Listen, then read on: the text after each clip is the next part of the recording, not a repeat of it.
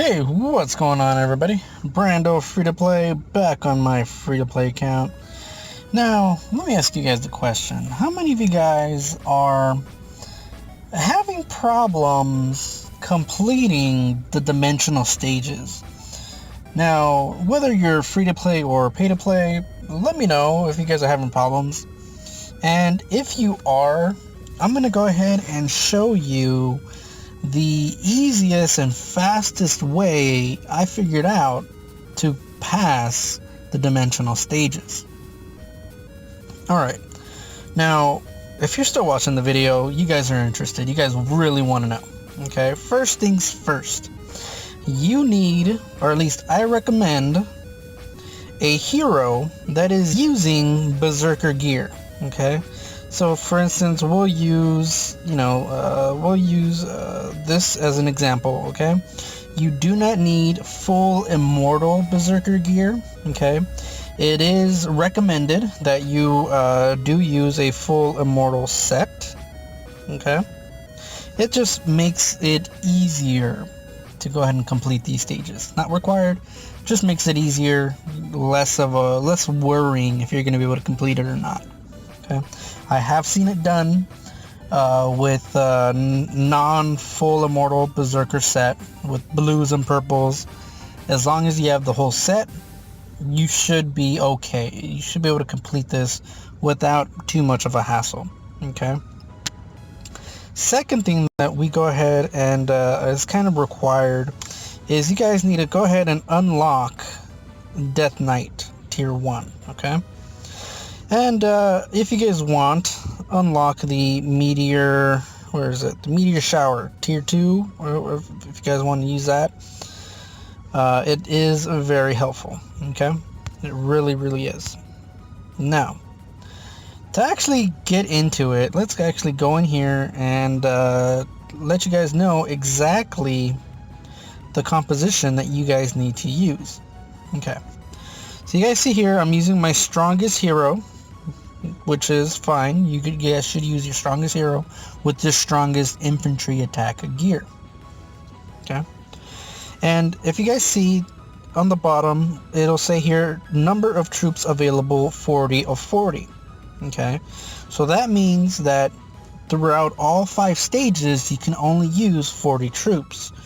You see, adding one squad or troop of infantry takes away 1 point. Okay, so if you do basic math, 40 divided by 5 is 8. So we will go with 8 troops. Okay, very simple to understand, very straightforward. If you go 10 or 9, you may or may not have enough troops to complete stage 5. Okay, keep that in mind, and you'll have to wait another day to be able to complete this. Okay, so let's go ahead and let's just go ahead. This is stage 1 of 1. I'm pretty much gonna face roll this entire round.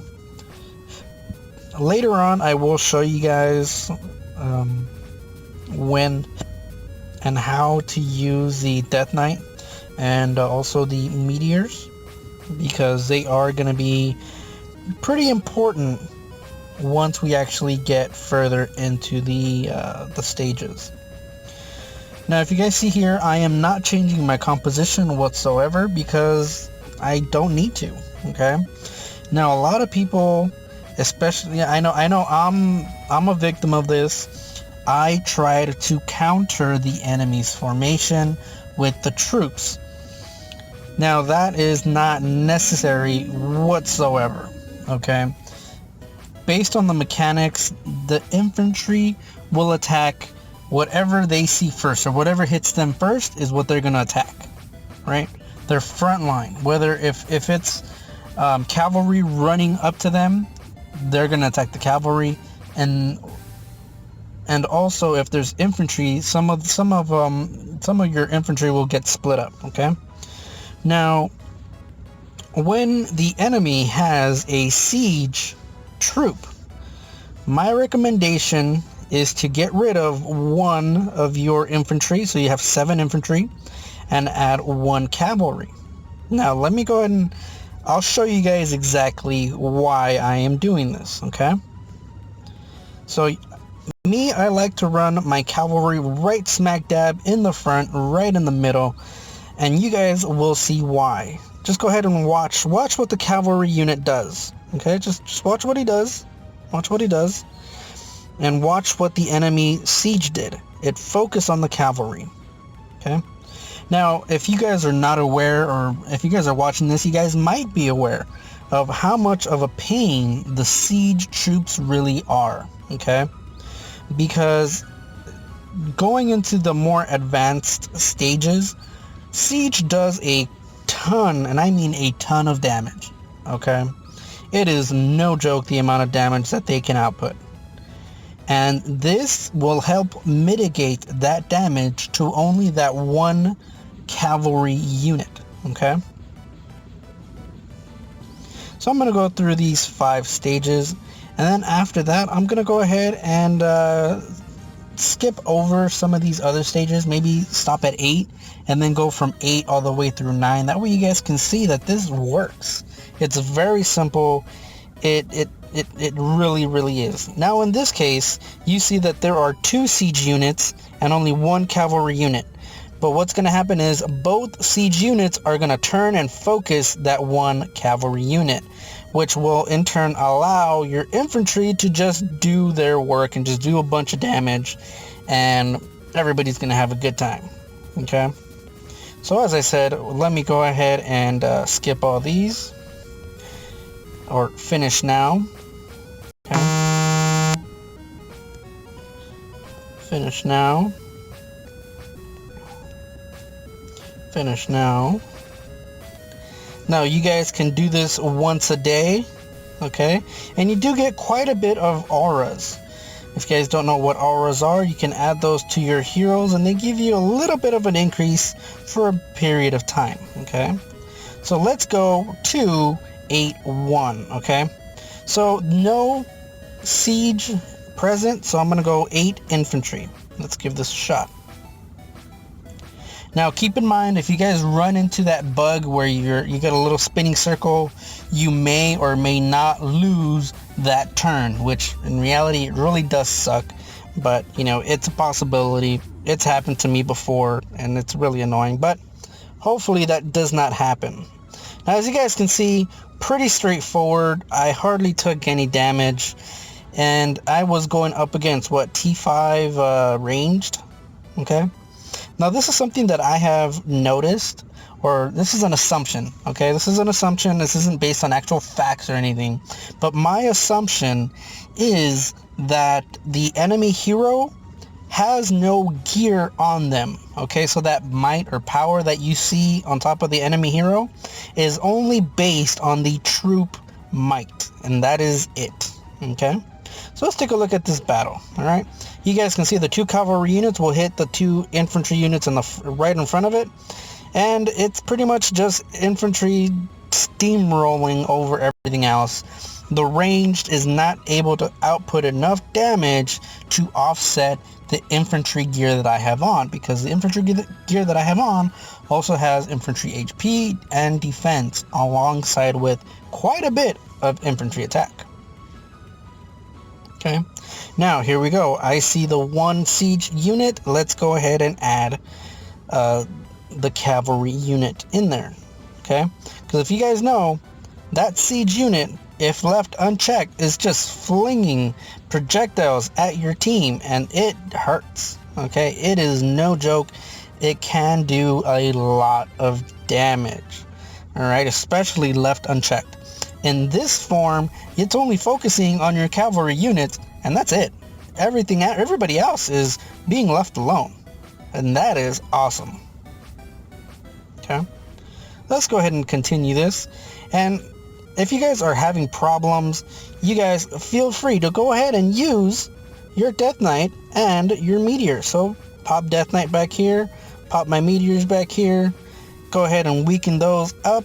That way once infantry gets there, they just, look at that, boom, done, no problem. And then you just have to go up to the siege and just wipe out the siege, and that is a done deal. And yeah, sometimes they just run around like headless chickens. I don't know why, but you still end up with the win. Yeah. I don't know. I guess it's just a glitch with the game. And here you'll see 0 out of 40. So don't freak out. You see, if I get rid of these, I still have 8. Okay. There we go. And like I mentioned earlier, you can send one cavalry troop, and guess what? It's gonna go ahead and rush all the way up to the back line. See, there we go, and there we go. No problem. So pretty much regardless of where you put the cavalry unit, it will rush to the back line, okay? I just put it up in front, up in the middle. That way it gets to the back line just a little bit faster. That's pretty much the only reason why I like to put them up in the front. Okay, so let's go ahead and let's rush through these stages real quick. Should be fairly simple. Now we're going up against, I think, tier 5 or tier 6. I forget what they were. But it's still not going to be too much of a hassle, especially if you have your infantry gear on. Okay. Now, in Dimensional Battle is, I think, a great place for you to test out actual battle mechanics of the game. I have not tested this out in depth myself, but I think that the actual mechanics in here also apply to when you attack somebody. Okay. Which kind of makes it understandable why if you send a full infantry attack, most of the troops that you get are dead are cavalry, because cavalry will rush up to the front, right? And once it kills off a squad or a few squads of cavalry unit, it'll go off to the next layer of troops, whether that be infantry or cavalry. Okay, so let's go back and add the cavalry unit.